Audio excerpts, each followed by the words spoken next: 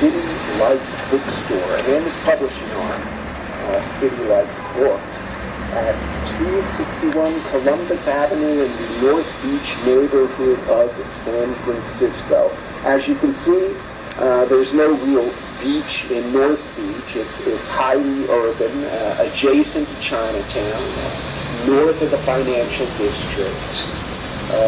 City Lights is still in the same place it was when it was co-founded in 1953 by Lawrence Ferlinghetti, self-described son of a mafioso, and his friend Peter D. Martin, the son of a noted anarchist. From this very spot, you can eyeball major landmarks of the beat movement. For example, next door is the Studio Cafe, where Allen Ginsberg and poets like Dylan Thomas would drink and talk and write poetry. Also next door is an alley named for novelist Jack Kerouac, who lived in town, though not here. Across the street of Allen Ginsberg's first Bay Area residence, a cheap hotel named the Marconi, and further east, his later apartment at 1010 Montgomery Street, where he started writing Howl. Howl was published by City Lights in 1956, and the bookstore was published for obscenity by the local police in 1957 for selling it. The subsequent trial, which cleared Ferlinghetti, turned the poem into a huge hit. It's still arguably the most famous work of the beat era, besides Kerouac's On the Road, perhaps. And this, right here, is the fertile ground from which it grew. Anyway, this is how Ferlinghetti described his first encounter with Ginsberg. This is from an exclusive, audio unreleased, one-on-one interview I conducted with him in North Beach in 2000 to across from City Lights.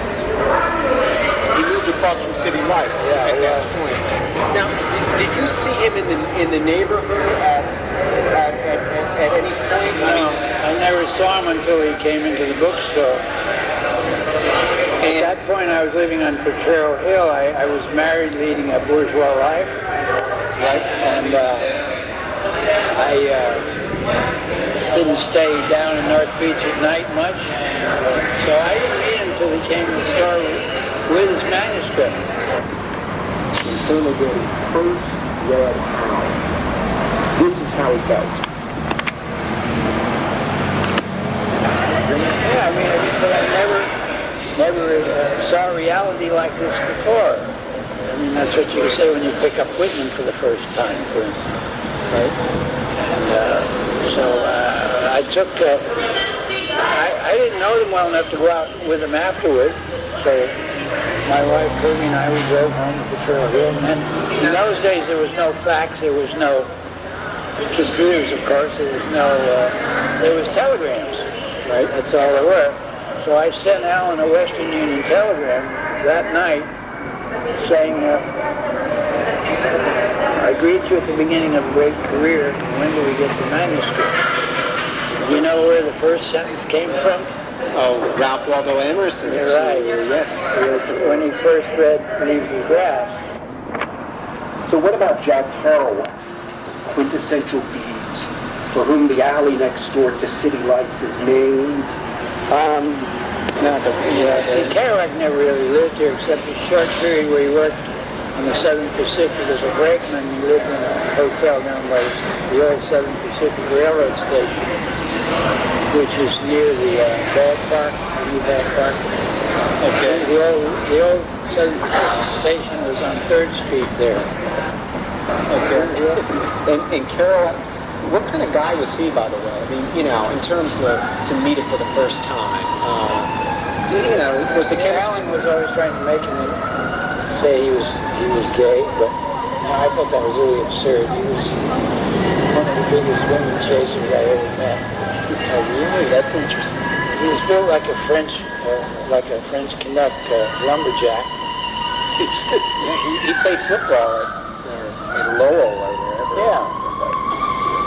He's another story. I didn't get to know him very well. I ended up knowing Alan much better.